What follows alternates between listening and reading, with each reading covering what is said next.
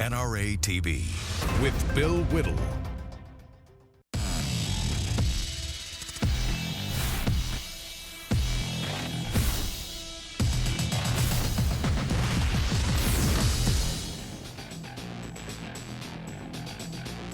Hi everybody, welcome to Hot Mike. I'm Bill Whittle. Hot Mike is not with us today. He suffered a fairly severe exfoliation accident, but we expect him back tomorrow.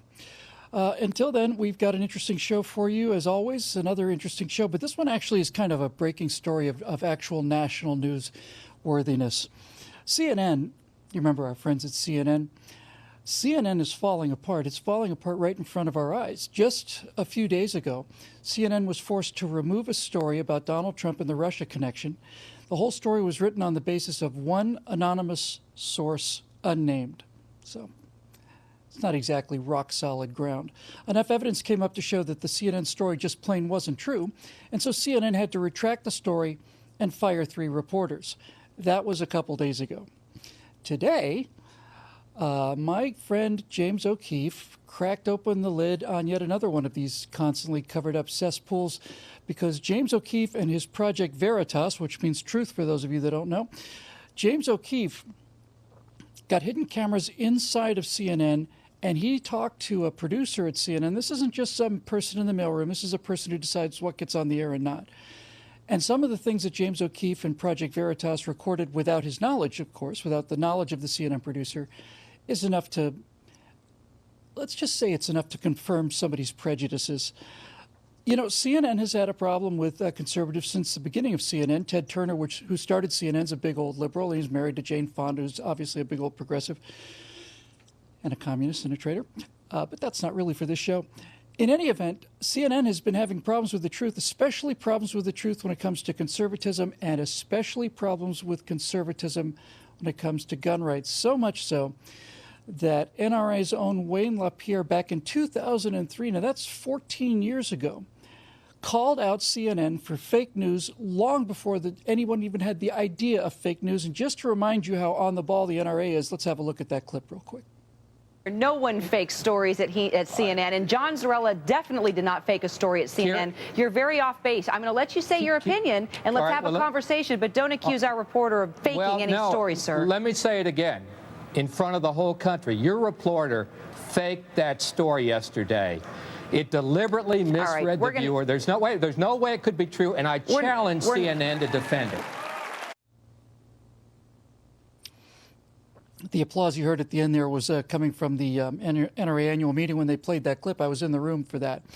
That, number one, takes courage on the part of Wayne LaPierre, and it came out and basically accused them of faking the news. And she said, we don't fake the news here. And he says, let me just say this again slowly. You faked the news. You lied about the story. You knew it was false, and you lied about it. Well, now it turns out that we have evidence. Folks, there's an expression that those crazy, nutty kids use when they're out there on the internet, which is apparently a series of tubes that connects various computers and so on. But young people today have an expression, and it's something that I think is going to be ever more important in the future. And young kids today say, pics or it didn't happen. What that means is, if you don't have photographic or video evidence of something, then as far as we're concerned, it didn't happen. That may not seem right to you, may not seem fair, but if you think about it, all of the things that have landed and cost people in terms of politics and credibility have come from the fact that you could hear them say it. For example, the last election cycle, Hillary Clinton committed all kinds of perjuries and felonies, and so on. But these were emails. You never heard her. Donald Trump, on the other hand, makes an off-color remark, and because you could hear it was his voice, it had tremendous power. Now, I understand this, and the person who understands this even better than me is James O'Keefe. And we have somebody from Project Veritas. Before we bring him in, I want to just go to one more quote because I want to tee up this interview. This is from the producer. His name is John Bonfield. This is one of the people that the Project Veritas guys got on camera without his knowledge talking about the idea of faking news for ratings. So let's listen to what the CNN producer had to say. Oh, it's a business. It's a business. People are like, the media has like an ethical... But all the nice, cutesy little ethics that used to get talked about in journalism school, you're just like, that's adorable. That's adorable. Yeah, this is a business. you get that? Let me just repeat that for you one more time. It's a business. People are like, the media has an ethical... All of the nice, cutesy little ethics that used to get talked about in journalism school, you're just like, that's adorable. That's adorable. This is a business. It is a business. It's a failing business. And to help us take apart the failures of CNN and their enormously, rapidly evaporating credibility, we have Stephen Gordon joining us. He's the communications director at Project Veritas. Stephen, there he is. Hey, Stephen, how are you? Welcome to the show. I'm doing great. How are you? It's been a good, busy day for us. I imagine it has. Stephen, let's just set the stage a little bit and go back. I met James many years ago, not too long after. I was good friends with Andrew Breitbart, and James got to be as well. So for those of our viewers who don't know about James O'Keefe and Project Veritas, could you briefly explain to them the history of James O'Keefe and Hannah Giles going into an Acorn office? Acorn is was a very progressive kind of a community organizing kind of a series of offices around the country, semi-government kind of thing. James O'Keefe and Hannah Giles went in there with a hidden camera. Can you tell us a little bit about what they found? I mean, and we did this in multiple cities like Baltimore and New York and LA, where we would go into these offices and we'd come up with some of the most outlandish things, such as we want your help to help us get underage prostitutes in, to child prostitutes, or to evade taxes, or to otherwise break the law, commit voter fraud. These were common things, and pretty much in every case they went along with what we suggested. But you used the right verb. You said were, because we shut them down. Acorn, at least as it was known before, is gone. It's bankrupt, and it's not costing the U.S. tax dollars hundreds of millions or billions of dollars. Yeah, because you had pictures, Stephen. You had pictures, and those pictures are they're just insurmountable. They just simply cannot argue with them. And I have to say, too, it's an element of the genius of our late friend Andrew Breitbart, because Andrew Breitbart understood the media better than anybody I've ever seen. And Andrew Breitbart knows how the media functions, and Andrew Breitbart played them like a violin. He would release the first of these that James has done. You can see some of this stuff here now. He'd release one. She's laughing because they asked if they could set up an underage teenage brothel in their neighborhood. Oh, yeah, we can get you federal funds for that. We're going to have to call it something else, but we can help you out. James is dressed like a cartoon pimp, by the way. He's wearing like a purple suit with a feather in his hat. But Breitbart released one of these, and needless to say, immediately Acorn said, no, that's just not true. Then here comes the picture. Well, I suppose in one office maybe this happened. So then he released a second one. Well, maybe two bad apples, but that's all there is. Then he released a third one, and a fourth one, and a fifth one. I think there were 12 in altogether. And Stephen, the thing I find interesting about that is this. It's the serial denials, right? It was the lies are what they are, right? We didn't do it. Well, here's a picture of you. Okay, well, we may have done it that one time. Well, here's two others. 2, and that's the limit, only 2. Well, here's another 7. Okay, we may have done it 7 times. This kind of thing is starting to happen to CNN now, isn't it?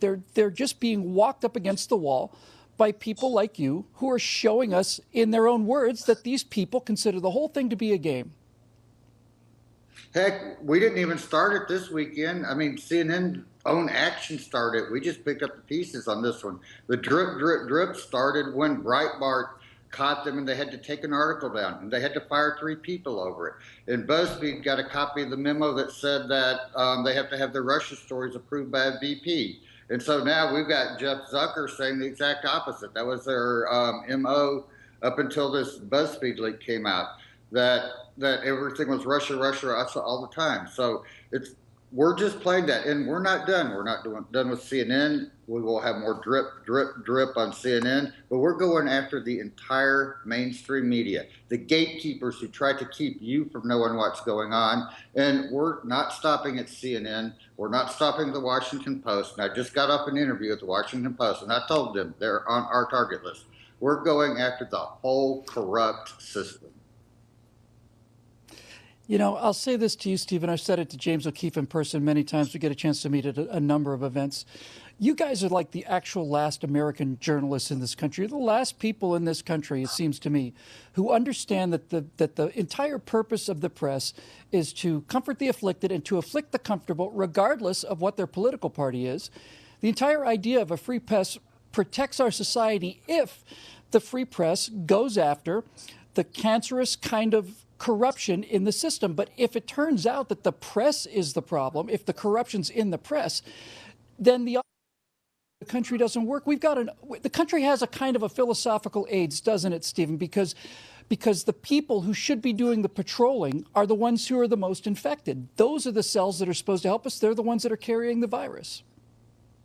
Exactly, and what you have to expose it. You have to expose the rot, and so you can cut it out. Our job isn't to cut it out.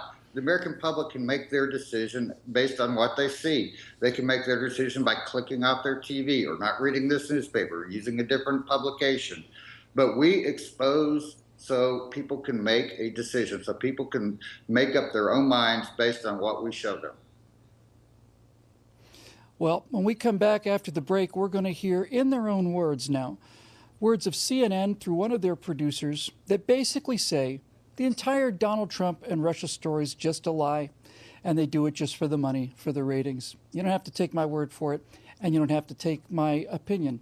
You'll get to hear them in their own words on camera, thanks to Project Veritas, and we'll get to that as soon as we come back after the break. This is Bill Whittle's Hot Mic on NRATV.